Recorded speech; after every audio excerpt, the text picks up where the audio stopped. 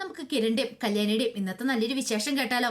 അങ്ങനെ ഇന്നത്തെ വിശേഷത്തിൽ ബൈജു കല്യാണിയെ ഹോസ്പിറ്റലിലേക്ക് കൂട്ടിക്കൊണ്ട് പോകാനായിട്ട് വീട്ടിലേക്ക് വരുവാണ്. ആ സമയത്ത് കല്യാണിക്ക് നൂറ് സംശയങ്ങളാണ്. കല്യാണി ചോദിച്ചു, ഇതെന്തിനാ ഇപ്പൊ ഹോസ്പിറ്റലിലേക്ക് പോണത്? അത് കല്യാണിയുടെ അച്ഛന് ഒരു നെഞ്ചുവേദനയും കാര്യങ്ങളെല്ലാം വന്നതല്ലേ. ഇപ്പോഴാണെങ്കിലോ ഞങ്ങൾ പെൺവീട് കാണാൻ പോയ സമയത്ത് അവിടെ വെച്ചൊരു നെഞ്ചുവേദന ഉണ്ടായി, ഹോസ്പിറ്റലിലേക്ക് കൊണ്ടുപോയിക്കുക. അത് കേട്ടപ്പോ കല്യാണിക്ക് ടെൻഷൻ കൂടി. എന്നിട്ട് എന്റെ അച്ഛൻ എന്തെങ്കിലും വയ്യായികോ കൂടുതലാണോ? ഏയ്, അത്രയൊന്നും ഇല്ല കല്യാണി, പേടിക്കേണ്ട കാര്യമൊന്നുമില്ല, വാ നമുക്ക് പെട്ടെന്ന് പോവാം. അപ്പോഴേക്കും ദീപ വെച്ച് സത്യമാണല്ലോ അല്ലേ മോനെ? സത്യ ആന്റി, ഞാൻ പറയണേ, വാ കല്യാണി നമുക്ക് പോവാം. കല്യാണി അമ്മയോട് പറഞ്ഞു, അമ്മ ഞാൻ പോയിട്ട് വരാം. അതും പറഞ്ഞ് കല്യാണി ബൈജുവിനോടൊപ്പം ചെന്ന് കാറ് കയറുക. ദീപ ഇങ്ങനെ കുറച്ച് സമയം ഇങ്ങനെ ആലോചിച്ചു നിന്നു. അങ്ങനെ പോകാൻ തുടങ്ങുന്ന സമയത്ത് ആകെപ്പാടെ വെപ്രാളം വിഷമമൊക്കെ ബൈജുവിന്റെ കണ്ടപ്പോ കല്യാണി വെച്ചു, നീ പറഞ്ഞ കാര്യങ്ങളൊക്കെ സത്യമാണല്ലോ അല്ലേ? അത് ഹോസ്പിറ്റലിലേക്കല്ലേ നമ്മൾ പോകുന്നേ, അവിടെ ചെല്ലുമ്പോഴേ അറിയാലോ, പിന്നെ കല്യാണം ടെൻഷൻ അടിക്കണ്ട. അതും പറഞ്ഞ് അവരങ്ങോട്ട് ഹോസ്പിറ്റലിലേക്ക് പോയി. ഈ സമയം കിരൺ ആകെപ്പാടെ വിഷമിച്ച് നിൽക്കുക. എന്ത് ചെയ്യണമെന്നറിയില്ല. ഓപ്പറേഷൻ തിയേറ്ററിന് മുന്നിലായിട്ടാണ് നിൽക്കണേ. ദൈവമേ, ഒരാപത്ത് വരത്തില്ലേ എന്നൊരു പ്രാർത്ഥന മാത്രമേ ഉണ്ടായിരുന്നുള്ളൂ. അങ്ങനെ കുറച്ച് സമയം കഴിഞ്ഞപ്പോൾ കിരൺ നോക്കിക്കഴിഞ്ഞപ്പോൾ കല്യാണി ബൈജു കൂടെ അങ്ങോട്ടേക്ക് വരുന്നു. കല്യാണി വന്ന ഉടനെ കിരണോട് ചോദിച്ചു, എന്താ കിരണേട്ടാ, എന്റെ അച്ഛൻ എന്താ സംഭവിച്ചേ? നെഞ്ചുവേദന കൂടിയോ? അത് കല്യാണി അപ്പോഴാണ് കല്യാണി ആ കാര്യം ശ്രദ്ധിക്കുന്നത്. ഓപ്പറേഷൻ തിയേറ്റർ മുന്നിൽ കിരണേട്ടൻ നിന്ന്, അല്ല ഇതെന്താ കിരണേട്ട ഇവിടെ നിൽക്കുന്നേ? നെഞ്ചുവേദന ഉള്ള ആളെ ഓപ്പറേഷൻ തിയേറ്ററിലേക്ക് കയറ്റുന്നത് എന്തിനാ? എനിക്കൊന്നും മനസ്സിലാവുന്നില്ലല്ലോ, കാര്യം എന്താ? അപ്പോഴേക്കും കിരൺ പറഞ്ഞു, അത് പിന്നെ കല്യാണി, നിന്റെ അച്ഛന് നെഞ്ചുവേദന അല്ലേ? അപ്പൊ നെഞ്ചുവേദന ആണെന്നാണല്ലോ ബൈജു പറഞ്ഞേ. നെഞ്ചുവേദന അല്ല, വേറൊരു കാര്യമുണ്ട്. നിന്റെ അച്ഛന് കുത്തേറ്റോ? എന്തൊക്കെയാ കിരണേട്ടെ പറയണേ? എനിക്കൊന്നും മനസ്സിലാവുന്നില്ല. അപ്പോഴാണ് കിരൺ ആ സംഭവങ്ങൾ പറയണേ. സ്റ്റെഫിയുടെ വീട്ടിലേക്ക് പെണ്ണ് കാണാൻ പോയത്. അവിടെ ചെന്ന് കഴിഞ്ഞിട്ട് തിരികെ ഇറങ്ങി വരാൻ സമയത്ത് തന്നെ കുത്തിയതാണ്. ആ കുത്ത് നിന്റെ അച്ഛനെ ഏറ്റുവാങ്ങിയത്. എന്നെ രക്ഷിക്കാൻ ശ്രമിക്കുന്ന ഇടയിൽ അദ്ദേഹത്തിന് ഇത് സംഭവിച്ചത്. അത് കേട്ടപ്പോ കല്യാണിക്ക് ഒന്നുകൂടെ സങ്കടമായി. കല്യാണി പറഞ്ഞു, എന്റെ അച്ഛന് ഒന്നും പറയാറായിട്ടില്ല, ഡോക്ടർ ഇതിലായിട്ടും വന്നിട്ടില്ല, എന്താന്ന് എനിക്കറിയില്ല. അപ്പോഴേക്കും കല്യാണി പറഞ്ഞു, എനിക്ക് എന്തൊക്കെയോ സംശയങ്ങൾ തോന്നുന്നുണ്ട് കിരണേട്ടാ. എന്താ? ആ സ്റ്റെഫി ഉണ്ടല്ലോ, അവള് ശരിയല്ലാന്ന് തോന്നേ.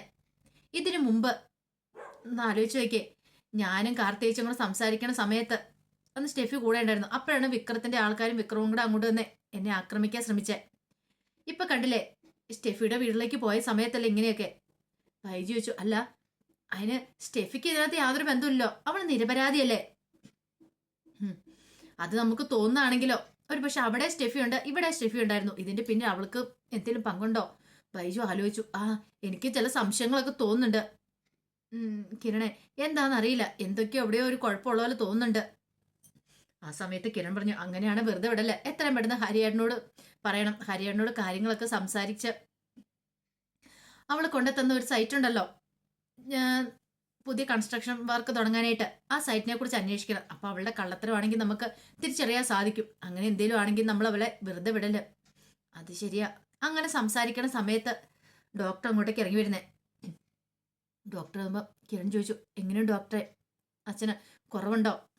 അതെ, ഒന്നും പറയാറായിട്ടില്ല, കരള് കട്ടായി എന്ന് പറയാം.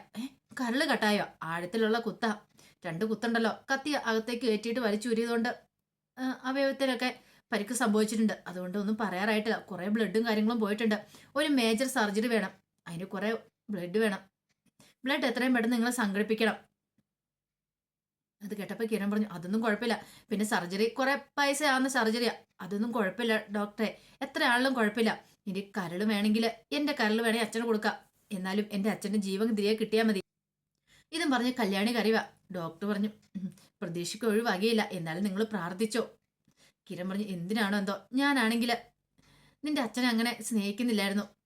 കാരണം നിന്റെ അച്ഛൻ ഇപ്പോഴും ആ പഴയ സ്വഭാവം, വലിയ മാറ്റമൊന്നും വന്നില്ല എന്ന് ഞാൻ വിചാരിച്ചുകൊണ്ടിരുന്നേ. പക്ഷെ എനിക്കിപ്പം മനസ്സിലാവുന്നുണ്ട് നിന്റെ അച്ഛൻ മാറിയിട്ടുണ്ടെന്ന്. അതും കൂടെ കേട്ടപ്പോൾ കല്യാണിക്ക് ഭയങ്കര വിഷമായി. ഇതേ സമയം സ്റ്റെഫി നേരെ ഗംഗാപ്രസാദിനെ കാണാൻ ജയിലിലേക്ക് ചെല്ലുക. അങ്ങനെ ഗംഗാപ്രസാദ് വന്നപ്പം സ്റ്റെഫിയോട് ചോദിച്ചു, എന്തായ കാര്യങ്ങളൊക്കെ ഓക്കെ അല്ലേ? അപ്പൊ സന്തോഷ വാർത്തയായിട്ടാ നീ വന്നിരിക്കുന്നല്ലേ? അല്ല, കുത്തിയില്ലേ? കുത്തി, പക്ഷെ കിട്ടിയത് കിരണിട്ടല്ല, പിന്നെയോ അവരുടെ കൂടെ ഡ്രൈവറായിട്ട് ഒരുത്തം വന്നിട്ടുണ്ടായിരുന്നു, ആ കല്യാണിന്റെ അച്ഛൻ പ്രകാശൻ. പ്രകാശനോ? അതെ, അയാൾക്കിട്ടാ കുത്ത് കിട്ടിയത്. അയാൾ സീരിയസ് ആയിട്ട് ഹോസ്പിറ്റലാ, ഇപ്പൊ ചത്തോന്ന് പോലും അറിയില്ല. അങ്ങനെയാണെങ്കിൽ നീ സൂക്ഷിക്കണം സ്റ്റെഫി, നിന്റെ പിന്നാലെ പോലീസ് കാണും, അവിടെ വെച്ചല്ലേ ഈ സംഭവം നടന്നേ. അതിന് ഞാൻ ഇതിനകത്ത് ഇടപെട്ടിട്ടില്ലോ, അത് പറഞ്ഞിട്ട് കാര്യമില്ല. അവൻ മിക്കവാറും നിന്നെ ചോദ്യം ചെയ്യാൻ വരും, നീ ഒന്നും മാറുന്നല്ല, അല്ലെങ്കിൽ മിക്കവാറും നിന്റെ മേൽ പിടിവിടും. അത് കേട്ട സ്റ്റെഫി പറഞ്ഞു, എനിക്കറിയില്ല എന്ത് ചെയ്യണമെന്ന്. എന്നാലും ഇത് എന്ത് പരിപാടി അവന്മാരെ കാണിച്ചേ? കിരണിനെ കുത്താൻ പറഞ്ഞിട്ട് ആ പ്രകാശനെ കുത്തിയത് എന്തിനാ? അത് പ്രകാശനെ കുത്തിയതല്ല, കിരണിനെ കുത്തിയ സമയത്ത് പ്രകാശൻ അടുക്കിലേക്ക് കയറിയതാ, അയാളെ രക്ഷിക്കാൻ വേണ്ടിട്ട്. അതുകൊണ്ട് സംഭവിച്ചതാ. ഓഹ് എന്റെ ദൈവം, ഏത് സമയത്താണോ ഇനിയിപ്പം ഇവിടെ നിന്ന് ഇറങ്ങിയാലും എന്തെങ്കിലും ചെയ്യാൻ പറ്റുമെന്ന് തോന്നുന്നില്ല. കിരൺ വെറുതെ ഇരിക്കും തോന്നുന്നുണ്ടോ? കിരൺ അപ്പം തന്നെ അവന്മാരെ എടുത്തിട്ടിടിച്ചു. അതിനുശേഷമാണ് ഹോസ്പിറ്റലിലേക്ക് കൊണ്ടുപോയത് കിരണിന്റെ അമ്മായച്ചനെ കൊണ്ട്. ഇനിയിപ്പോൾ ഈ കാര്യങ്ങളൊക്കെ അറിഞ്ഞിട്ടുണ്ടെങ്കിൽ അവൻ വെറുതെ ഇരിക്കില്ല. അത് കേട്ടപ്പോൾ ഗംഗാപ്രസാദിന്റെ ഒരു കാര്യം ഉറപ്പായി. പെട്ടെന്നൊന്നും കിരണിനെ കല്യാണിയെ ഒഴിവാക്കാൻ പറ്റില്ല. സ്റ്റെഫിയോട് പറഞ്ഞു, നീ ഒന്ന് സൂക്ഷിച്ചോ. അതും പറഞ്ഞ് ഗംഗാപ്രസാദ് അകത്തേക്ക് കയറിപ്പോയി. ഈ സമയം വിക്രം ഇതൊന്നും അറിഞ്ഞിട്ടുണ്ടായിരുന്നില്ല. വിക്രം ജോലിയിലായിരുന്നു അകത്ത്. അപ്പോഴേക്കും ഗംഗാപ്രസാദ് എന്നും വിക്രത്തിനെ അടിക്കും ഒടിക്കുകയൊക്കെ ചെയ്യണം. എന്താ ഗംഗേട്ടാ, ഗംഗേട്ടൻ എന്താ കാണിക്കണേ? എന്നെ എന്തിനാ തല്ലുന്നേ? പിന്നെ തിന്നെ തല്ലാതെ എന്നെ തന്നെ കാരണം എന്താന്ന് വെച്ചാ പറ. കാരണോ? നിന്റെ അച്ഛൻ കാരണം ഇപ്പൊ ഈ പ്രശ്നങ്ങൾ ഉണ്ടായിരിക്കുന്നത്. അല്ല ഗംഗേട്ടാ, ആ കിരണിന്റെ കാര്യം തീർന്നോ? തീർന്നു പോലും, അവന്റെ കാര്യം ഒന്ന് തീരണ്ടായിരുന്നു. പക്ഷെ അതിന്റെ ഇടയ്ക്കിലേക്ക് നിന്റെ അച്ഛൻ കയറി. അച്ഛനാ? അതെ, കിരണിനെ രക്ഷിക്കാൻ വേണ്ടിട്ട് കയറിയതാ. പിന്നെ അവിടെ നടന്ന കാര്യങ്ങളൊക്കെ പറയാം. ഓഹോ, അപ്പൊ അങ്ങേരാണ് പലതിന്റെയും പിന്നില്. ഇതിനു മുമ്പ് കല്യാണിയും കാർത്തിയെ ഇല്ലാതാക്കാൻ ശ്രമിക്കുന്ന സമയത്ത് ആ കിരൺ അങ്ങോട്ട് ഓടി വന്നായിരുന്നു. മിക്കവാറും അന്നും അയാൾ തന്നെയായിരിക്കും എല്ലാം വിളിച്ചു പറഞ്ഞിട്ടുണ്ടാവുക. അപ്പൊ അയാൾ എന്റെ ഏറ്റവും വലിയ ശത്രു. എന്നിട്ട് എന്താ, അയാൾ തീർന്നോ? തീർന്നിട്ടൊന്നുമില്ല, ഹോസ്പിറ്റലാന്നൊക്കെ പറയുന്നത് കേട്ടു. ഇത് കേട്ടതും വിക്രമൻ, അതിന് ഗംഗേണ്ണ എന്നെ തല്ലിയത് എന്തിനാ? നിന്നെ തല്ലാതെ എനിക്ക് എന്താ ചെയ്യേണ്ടെന്നറിയില്ല. ആ കിരണ്ണൻ കല്യാണം തീർക്കാന്ന് കരുതിയിരുന്ന എല്ലാ പ്രതീക്ഷകളും പോയി. ഇനി എന്റെ ഏറ്റവും വലിയ ലക്ഷ്യം അവരെ ഇല്ലാതാക്കുക.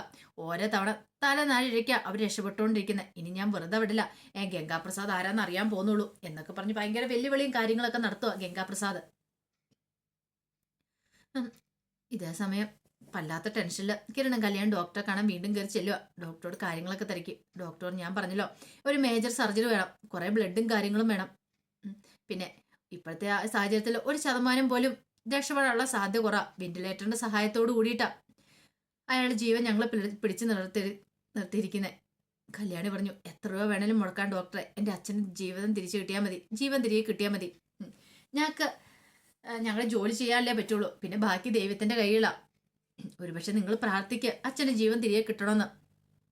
ക്രിട്ടിക്കൽ സ്റ്റേജാ, ഞങ്ങൾക്ക് ഒരു ഉറപ്പും പറയാൻ പറ്റില്ല ഇപ്പോഴത്തെ ഇങ്ങനത്തെ ഒരു സാഹചര്യത്തില്. പിന്നെ അദ്ദേഹത്തിന് അറ്റാക്കൊക്കെ വന്നിട്ടുള്ളതല്ലേ, നന്നായിട്ട് മദ്യപിക്കുകയും ചെയ്യായിരുന്നല്ലോ. അത് കരളൊക്കെ നേരത്തെ തന്നെ ഇച്ചിരി പ്രശ്നമായിരുന്നു. അതിന്റെ കൂടെയാണ് ഈ കുത്തൂടെ കിട്ടിയിരിക്കണേ.